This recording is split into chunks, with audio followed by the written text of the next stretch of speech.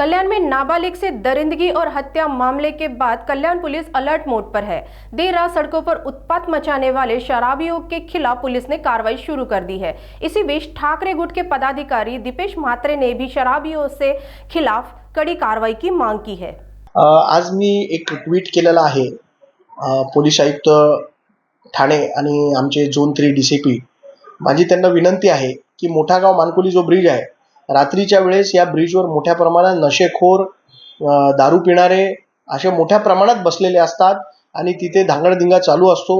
तर येणारे जाणारे जे नागरिक, महिला रात्री बेरात्री आपल्या कामावरनं येत असतात, त्यांना मोठ्या प्रमाणात इथे त्रास होतोय। तर माझी पोलीस आयुक्तालयाला विनंती आहे, जशा पद्धतीने कल्याण पूर्वला कारवाई सुरू झाली आहे, तशीच कारवाई नशेखोरांवर डोंबिवलीत देखील व्हावी आणि त्याची सुरुवात मानकोली पुलापासून व्हावी। आणि याच्यासाठी मी पोलीस प्रशासनाला विनंती आणि पत्र देखील दिलेलं आहे। आशा आहे की लवकरच मोठ्या प्रमाणात कारवाई या नशेखोरांवर होईल।